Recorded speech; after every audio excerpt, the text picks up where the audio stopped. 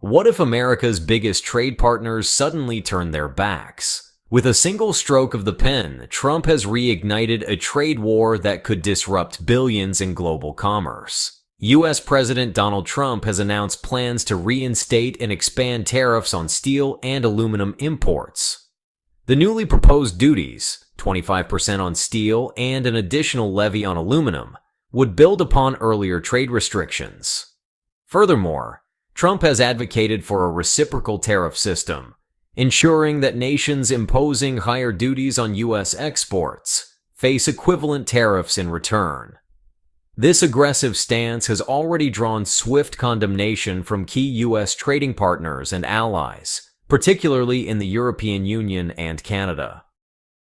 The European Union and Canada, two of the United States' most significant trade partners, import a combined total exceeding $550 billion in U.S. goods annually. Any coordinated countermeasure, whether through retaliatory tariffs, regulatory barriers, or shifts in trade sourcing, could have substantial repercussions for American industries. But what if Trump's tariffs were only the beginning?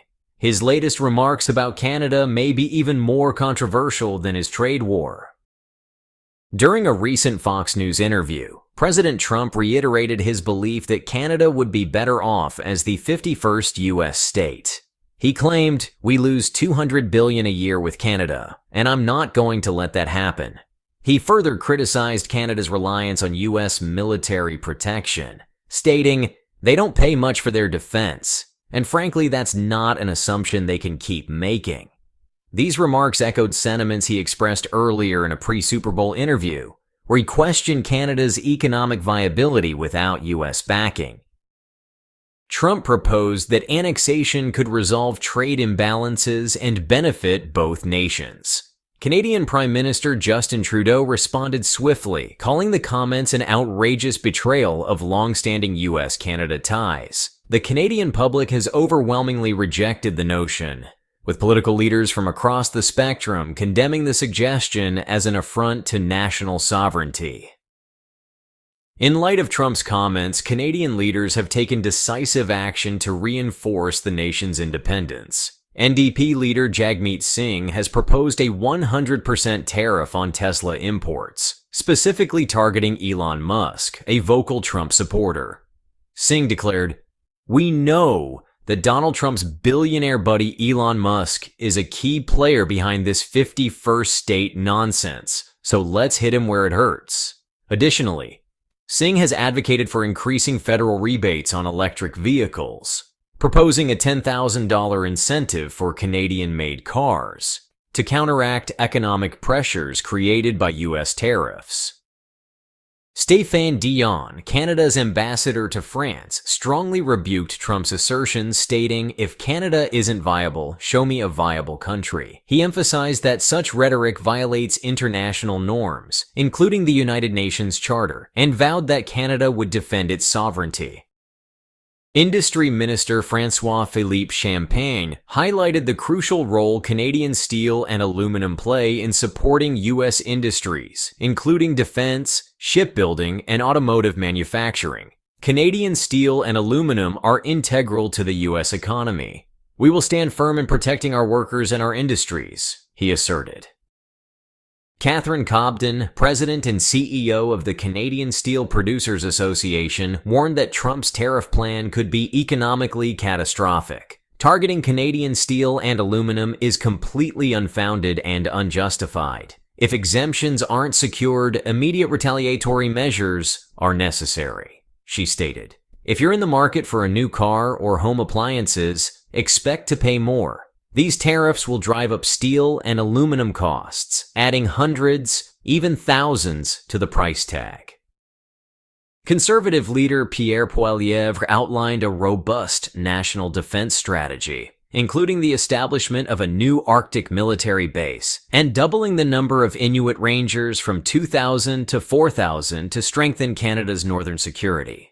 Poilievre also proposed acquiring 2 additional polar icebreakers and reallocating $16 billion in foreign aid to bolster domestic defense spending. European Commission President Ursula von der Leyen issued a firm warning that the EU would retaliate if subjected to arbitrary US trade measures. The EU sees no justification for these tariffs. We will act decisively to protect European industries, workers, and consumers, she affirmed. French President Emmanuel Macron reinforced this stance, stating, "If Trump imposes these tariffs, I will confront him just as I did in 2018. German Chancellor Olaf Scholz emphasized the EU's readiness, stating, "We can act within an hour if necessary." With tensions rising, China might find new opportunities to deepen its economic alliances with the European Union and Canada, potentially shifting global trade away from the United States. The transatlantic trade relationship is valued at over $1 trillion annually. Any escalation in tariffs could force a recalibration of U.S. trade policies, with global economic implications.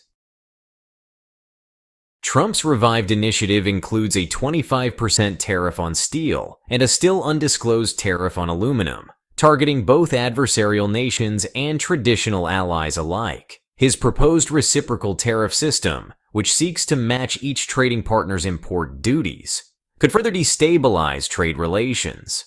The president has repeatedly pointed to the European Union's 10% tariff on U.S. automobile imports, calling it unfair in comparison to the 2.5% tariff the U.S. imposes on European cars. However, critics highlight the 25% tariff the U.S. already imposes on imported pickup trucks, a category that dominates the American auto market and is one of its most profitable sectors. Trump's renewed tariffs could have severe consequences for key U.S. suppliers. Canada, which supplies 79% of primary aluminum imports to the U.S., along with Brazil, Mexico, South Korea, and Vietnam, major exporters of steel and aluminum, are all left uncertain about their market access. The Biden administration's existing exemptions and quota agreements, which helped ease trade tensions, now hang in the balance. Without clarity on whether these arrangements will remain in place, businesses on both sides of the border are bracing for disruption. For American consumers, the impact could be immediate. Prices on automobiles, appliances, and even canned goods could rise sharply due to increased material costs. The construction industry, which relies heavily on steel and aluminum, may face delays and cost overruns on everything from bridges to skyscrapers.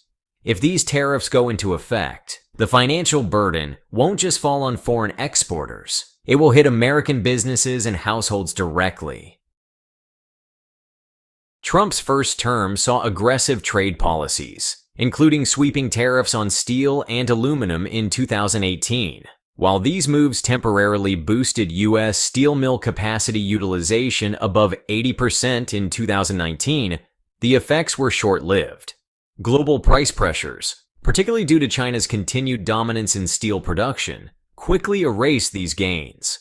American manufacturers relying on steel and aluminum as raw materials faced higher costs, forcing price hikes across industries. In response to these tariffs, the EU, Canada, and other allies imposed countermeasures. The EU targeted politically sensitive U.S. goods such as bourbon whiskey, motorcycles, and orange juice, items heavily produced in swing states. Canada, meanwhile, imposed retaliatory tariffs on U.S. steel, aluminum, and various consumer goods. As a result, the initial trade war triggered billions of dollars in lost exports for U.S. businesses. Under President Biden, efforts were made to stabilize relations through negotiated tariff relief. The United States reached quota-based agreements with the European Union, the United Kingdom, and Japan, effectively rolling back some of Trump's tariffs in exchange for capped import levels. This diplomatic approach helped avert further retaliatory measures, but Trump's latest proposals threaten to undo this fragile balance. With increasing volatility in United States trade policies, Canada and the European Union are actively working to solidify economic ties. The Comprehensive Economic and Trade Agreement, which provisionally took effect in 2017, has reshaped their trade relationship, leading to a 33.7% increase in bilateral trade between 2016 and 2021. Amidst the latest United States trade threats, Canadian Trade Minister Mary Ng has accelerated discussions in Brussels, emphasizing the importance of reducing dependency on the United States market. While the United States remains Canada's largest trading partner, recent policy shifts have exposed the risks of over-reliance. In response, Canada is actively diversifying its export markets.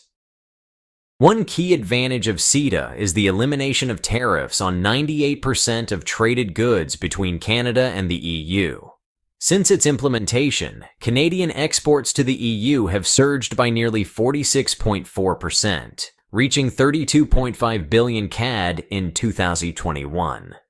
European exports to Canada have also increased significantly, benefiting from streamlined customs procedures and lower trade barriers. Despite these gains, only 57% of Canadian exporters fully utilized CETA's tariff preferences in 2020, revealing gaps in awareness and accessibility. To address this, the Canadian government has expanded initiatives such as the CanExport SMEs program, which offers up to 75,000 CAD in financial support for small and medium-sized enterprises looking to establish footholds in European markets. As the world transitions towards clean energy and electric vehicles, the demand for critical minerals is skyrocketing. Canada is a key global supplier of nickel, aluminum, and uranium, all of which are vital for Europe's ambitious climate targets. To strengthen supply chain resilience, Canada and the EU established the Strategic Partnership on Raw Materials in 2021, which aims to reduce dependency on Chinese-controlled resources. This partnership aligns with Canada's $4 billion critical minerals strategy, which prioritizes sustainable mining practices and ensures Indigenous communities benefit from resource development. The EU is particularly eager to secure stable, ethical sources of these essential materials, reinforcing the long-term value of the Canada-EU alliance. Beyond traditional trade, Canada and the EU are working towards mutual recognition agreements for professional qualifications. One key development involves architectural services, enabling Canadian and European architects to work seamlessly across borders. Future agreements may expand to engineering, accounting, and legal services, fostering a freer exchange of talent. As US-Canada tensions rise, Ottawa sees further alignment with Europe as a strategic necessity. Canada's financial sector is also strengthening ties with European markets, with major Canadian banks expanding their presence in key EU cities. This diversification provides an economic buffer against US policy unpredictability. The broader geopolitical battle. Where does China fit in? The deteriorating US-Canada relationship, exacerbated by Trump's renewed tariff threats, has global ramifications. Washington's willingness to weaponize trade policy underscores the importance of Canada and Europe building alternative economic pillars.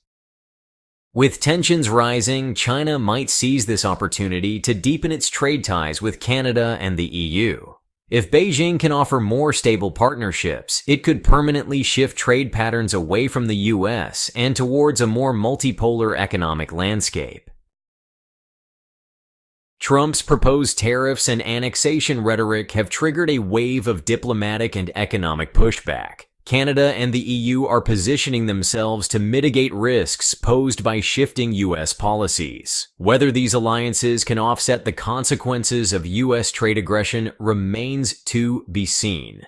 But one thing is certain, the global trade landscape is changing rapidly. We're glad you're enjoying this video. Please like and subscribe. Check out another video that is now on your screen.